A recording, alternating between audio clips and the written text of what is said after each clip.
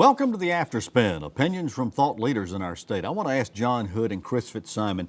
The Civitas Institute posted an article saying North Carolina was one of 40 states that couldn't pay its bills, citing the unfunded liabilities for state employee pensions and health coverage. A lot of people feel like this story was sensationalized. Was it? The reality is we're required to have a balanced budget, and we are current with payments on our budget, but there's also truth about this unfunded portion. What's your response to this Civitas article, John? Well, I don't think the intention was to suggest that we can't pay our bills today, because that wouldn't be correct.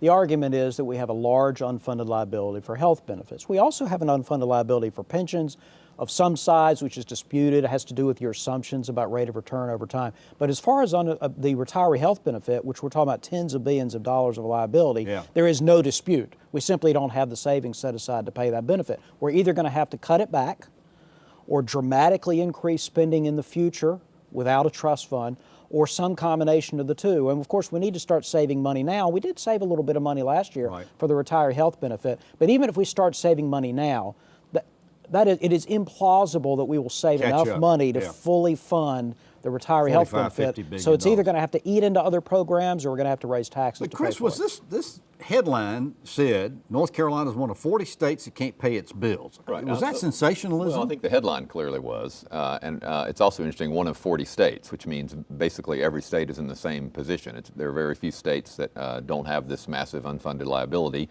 It is true we have a balanced budget amendment in our Constitution. We have to balance the budget. I'm always interested when Republicans claim the state had a deficit when the Democrats were last in control. No, we had a shortfall and we solved it because you have to have a balanced budget. That's the rule. It's in our Constitution. I don't disagree that it's very uncomfortable the way we address this. Well, one of the tricks, by the way, on that was that we moved the state pay day. That was when Governor Martin was. Those are evasions of the balanced budget requirement. Right, but there is no easy solution to these things, and I know state employees are worried. I wish the General Assembly had put more money aside to deal with this. We hear that some of the same leaders who were leaving money unspent, cutting taxes dramatically, $3.5 to $4 billion, then saying we have this giant unfunded liability. Some of that money could have been in a trust account to pay these obligations as we go forward, but we're going to have to decide how we're going to solve it, and none of the ways are popular. Well, Treasurer Dale Falwell is not going to let this slide under the mat. He's going to keep this in front of us so far as that part of it's concerned. So the headline may have been sensationalized. The story itself was pretty accurate. John? Absolutely. North Carolina cannot pay its bills in the long run with if current trends continue. But there is not a $40 billion bill today that we have to pay. I mean, I think that's the impression that the headline left, which is not correct. That would leave us with a case of the shorts, I think.